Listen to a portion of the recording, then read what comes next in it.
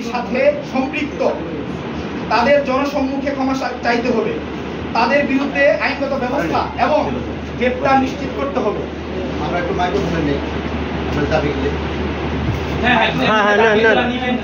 এর সাথে যুক্ত যারা পালিয়েছে প্রমাণিত হয় তারা দুর্নীতিগ্রস্ত, তাদের জনসম্মুখে ক্ষমা চাইতে হবে এবং তাদের বিরুদ্ধে আইনগত ব্যবস্থা এবং গ্রেপ্তার নিশ্চিত করতে হবে। পরবর্তীতে প্রত্যেক স্টেশনের আসন বিন্যাসের ব্যানার স্টেশনে টাঙানো থাকতে হবে। যতক্ষণ পর্যন্ত আসনযুক্ত টিকিট শেষ না হয় ততক্ষণ পর্যন্ত আসন বিক্রি করা যাবে না। স্টেশন অনুযায়ী টিকিটের মূল্য তালিকা কাউন্টারের সামনে টাঙানো থাকতে হইবে। এক টিকিট এক সিট দিতে হইবে, সাথে আসনবিহীন টিকিট যুক্ত করা যাবে না। সকল কম্পিউটারের কাউন্টারের সাথে স্টেশন মাস্টারের যোগাযোগ ব্যবস্থা থাকতে হবে। স্টেশন মাস্টারকে অফিস সময় অনুযায়ী সর্বদা স্টেশনে উপস্থিত হইতে হইবে। স্টেশনের আইন শৃঙ্খলা ব্যবস্থা জোরদার করতে হবে। আন্তনগর ট্রেনের টিকিট কালোবাজারি বন্ধ করতে হবে। সকল ট্রেনে জয়দেবপুর স্টেশনে সিট বরাদ্দ সহ যাত্রা বিরতি নিশ্চিত করতে হবে।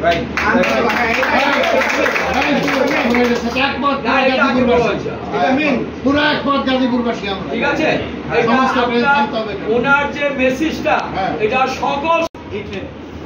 তখন সে বলে যে 8টা সিট আছে, তো আমরা বলি যে 8টা সিট যে আছে এটা আমাদের একটা প্রুফ দেয়, 8টা সিট আছে আপনার এখান থেকে, এটা তো কোনো না কোনো একটা আসল বিন্যাস আছে আপনাদের।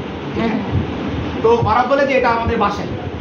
আচ্ছা, এটা কি বাসায় থাকার জিনিস? না, এটা তো বাসায় থাকার জিনিস না, এটা তো অফিসে থাকার জিনিস। পরবর্তীতে আমরা যখন কর্তৃপক্ষের নিকট যাই যে এটা আসন কয়টা, ওরাও এই সম্বন্ধে কিছু জানে না, ওরাও কিছু জানে না। ওরাও আমাদের বলে যে ওদের কাছেও সঠিক ডাটাটা নাই। এবং পরবর্তীতে ওনাদের তখন ওনারা বলে যে বাসা থেকে ওনারা আসন বিন্যাসটা নিয়ে আসে। বাসা থেকে আসন বিন্যাস নিয়ে আসার পর আমরা দেখতে পাই যে এখান থেকে ময়মনসিংহ পর্যন্ত 16টা সিট আছে, এমনকি ময়মনসিংহের পূর্বে 2টা স্টেশনে 4টা 8টা সিট আছে, টোটাল 24টা সিট আছে ময়মনসিংহ পর্যন্ত। তো ওনারা আমাদের বলছিল 8টা সিট আছে। আর প্রথমত যেটা করছিল ওরা একটা সিটের বিনিময়ে 2টা-3টা করে টিকিট কাটাচ্ছে। তো কোনোভাবেই একটা সিটের জন্য 2টা-3টা টিকিট কাটানো মানে কোনো যুক্তি নেই। এটা যে মেন যে ইয়াটা ছিল যে একটা টিকিটের জন্য একটা সিট, এরকমই হওয়ার উচিত ছিল। কিন্তু যখন এটা আমরা অথরিটিকে জানাই, জানানোর পরে ওই 2টা কালপিট পালিয়ে যায় এবং অথরিটি কোনো ব্যবস্থা নেয় না। এবং তারা পালিয়ে যাওয়ার পর আমরা দাবি জানাই অথরিটির কাছে যে এই কালপিট 2টাকে চাকরিচ্যুত এবং জনসম্মুখে এনে এরা যাতে প্রকাশ্যে সবার সামনে ক্ষমা চায়। কারণ তারা যে টিকিট কালোবাজারি করছে, এই কালোবাজারি অপরাধ। এখন এটা আমরা প্রথমে এই অথরিটিকে জানাই। এখানে স্টেশন মাস্টার উনি খুব আন্তরিক, উনি আমাদের সাথে একত্রিত হয়ে ডিসি স্যারকে জানাই, এখানে প্রশাসনকে জানাই। কিন্তু অত্যন্ত দুঃখের সাথে বলতে হয় 5 ঘন্টা অতিবাহিত হওয়ার পরেও এখানে প্রশাসনের কোনো কর্মকর্তা আসে নাই এবং কি তারা কোনো ধরনের পদক্ষেপ গ্রহণ করে নাই। তাহলে এই প্রশাসন কি জনগণের প্রশাসন নাকি এই প্রশাসন কোনো একটা গোষ্ঠীর প্রশাসন?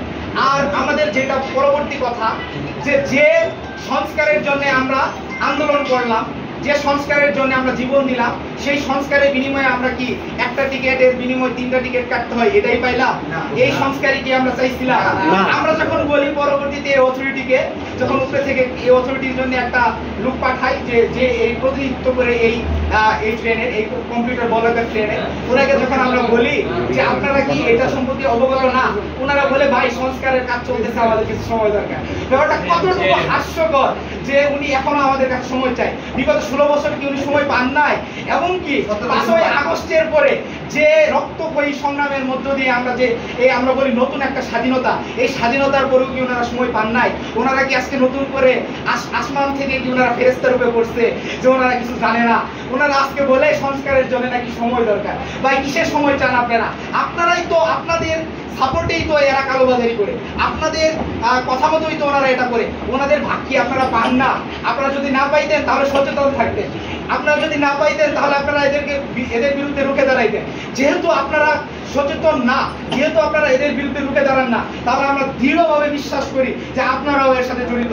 সুতরাং এদের সাথে যারা জড়িত এবং কি এদেরকে যারা সাপোর্ট দেয়, যারা এদেরকে পৃষ্ঠপোষকতা করে, তাদের পদত্যাগ সহ এই ট্রেনের যত সমস্যা আছে সবগুলোর সমাধান আমরা চাই। এই জয়দেবপুর স্টেশনে যত ধরনের কালোবাজারি চলে সবগুলোর সমাধান আমরা চাই। এবং পরবর্তীতে যখন এটা নিয়ে আমরা কথা বলতেছিলাম তখন আমরা জানতে পাই যে এখানে শুধু এই যে আজকের যে ঘটনা এটাই না, এবং কি অনেক মুমূর্ষ মানুষের কাছ থেকে আমরা জানতে পাই যে তাদের কাছ থেকে ডাবল ভাড়া এবং কি ট্রিপল ভাড়াও এরা আদায় করে। এবং কি শুধু এইখানেই ক্ষান্ত নাই, এই যে একটা মহল, এরা টিকেটের নামে কালোবাজারি করে টিকিট, অনেক আন্তনগর টিকিট তারা ক্রয় করে রাখে এবং পরবর্তীতে বেশি দামে তারা বিক্রি করে। যদিও এইখানে সিস্টেমটা পরিবর্তন হয়েছে, যদিও এখানে অনলাইন করা হয়েছে, কিন্তু এরা অনলাইনেও কিনে রাখে, অনলাইনে কিনে রাখে তারা অনলাইনে বিক্রি করে। এই যে একটা কালোবাজারি, এইখানে একটা স্টেশন যেখানে অনেক আন্তনগর